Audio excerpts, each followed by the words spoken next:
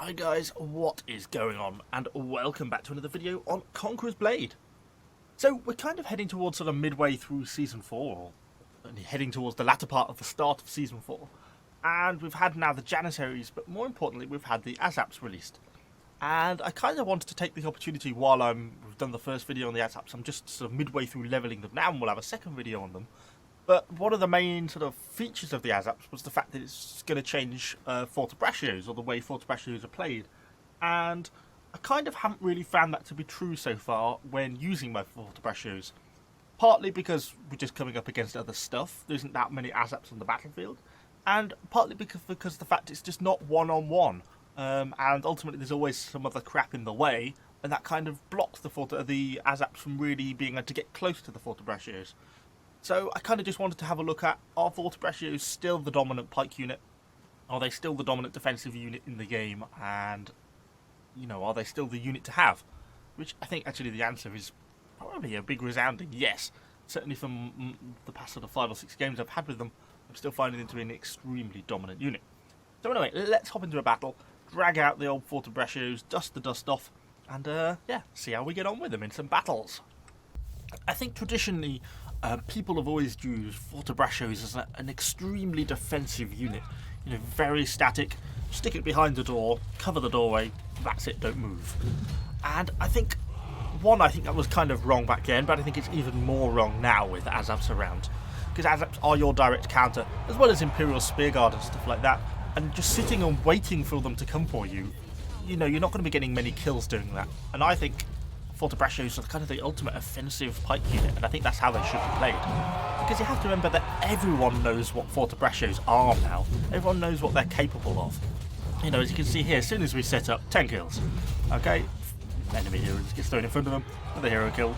Turn, wheel around to the left, set up, and you know, we're going to get ourselves another 20 kills basically instantly. That damage potential is, you know, really, really intense. And everyone knows they're capable of doing that.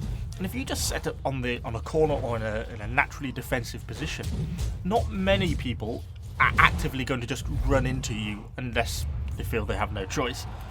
So you're not going to be getting many kills.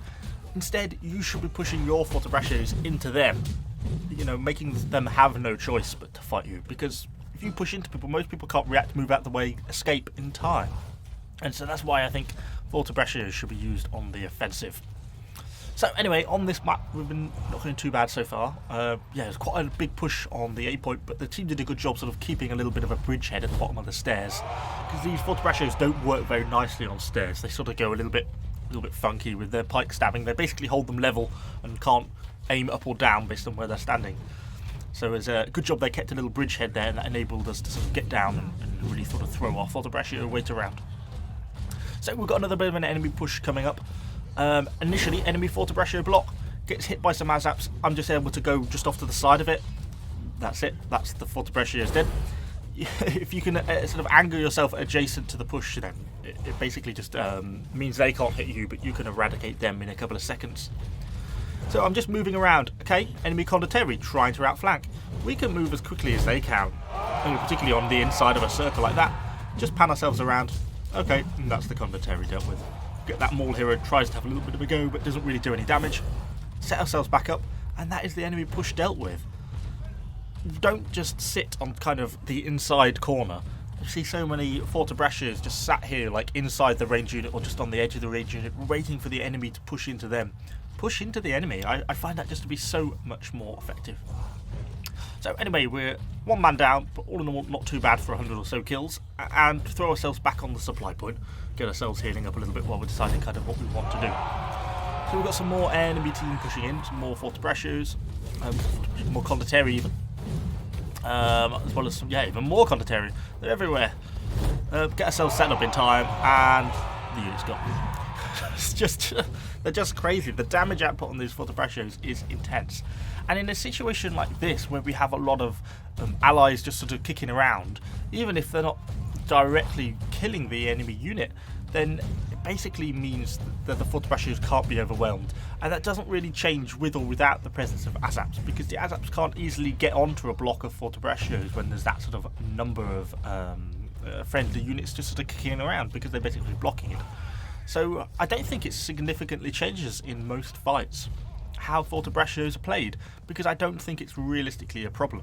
I mean, not to mention the fact that if the Fortebraccios catch the Azaps from the side or the back, then they're dead anyway, parry or not. So yeah, realistically, Azaps change 1-to-1 fights, and I think they change fights when you have a very static Fortebraccio play, when they can get in position and set up the angle to suit them. But otherwise, I don't think it does. I think Fortebraccios are very much still king of the pikes. So, another enemy push starting to go on, kind of look what's going on. An Imperial Pike advance coming in on the inside. Of course, pushing straight through all the pikes and stuff that are just sort of sat there waiting. But we, because we were playing a bit more aggressively, could come in on the side, set ourselves up and just kill what's left of it.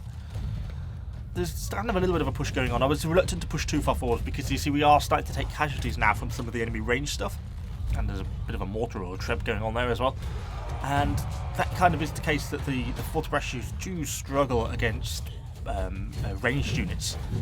They take a lot of casualties pretty quickly. They don't have all that much range defense, and obviously no shields makes them kind of vulnerable to enemy range.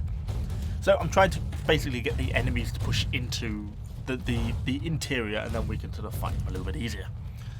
So we're down to 23. So the unit's starting to diminish, but we're certainly not out of the fight yet. Still got some pretty good allied support going on, but they have captured that back supply point now, and I noticed that they're building a fair bit of artillery. So I'm starting to get a little bit concerned. So I'm thinking, okay, now what am I going to do? And this is where it starts to unravel a little bit for me, because we start to get pushed by the front. First is a unit of Azaps. I actually wanted to push into these guys because I wanted to see how the Fortebraccios would react. Initially, you see they cut the unit down pretty much instantly, but we get hit by a maul and a short sword at the same time, so basically completely breaks formation. We've then got these Keshiks kind of kicking around, cutting into me, and I'm really in the wrong line. I try and turn around, but I don't get turned around in time, and we get rear flanked by a unit of Fortebraccios, which unfortunately completely finishes me off. Well played by those enemies there. But it just shows, hopefully, the potential of the Fortebraccios as an offensive unit, and I think that's kind of how the meta is trending to them even more so now that Azaps are in play. And I think that's really all I've got on them. I think they were an amazing unit, and they still are. They're still very, very dominant. Definitely borderline overpowered, possibly. Though they're certainly a bit of a nightmare when you have to deal with them. But their power and their potential, the damage output is just so high. I mean, the fact that in the final clip they're able to get sort of 70-80 kills in like 15 seconds is insanity. Because their damage output is just so intense, and anything that touches them basically just insta-dies. Azaps sort of goes some way to countering this, but not significantly so in my opinion. Because in the reality of siege battles, it just doesn't play out quite like that. But anyway, that's all I've got for you today. Hopefully you've enjoyed the video. If you have, let me know what you think in the comments down below. Of course, subscribe to the channel, follow more Conqueror's Blade content. Thank you for watching, guys, and I shall see you all on the next video.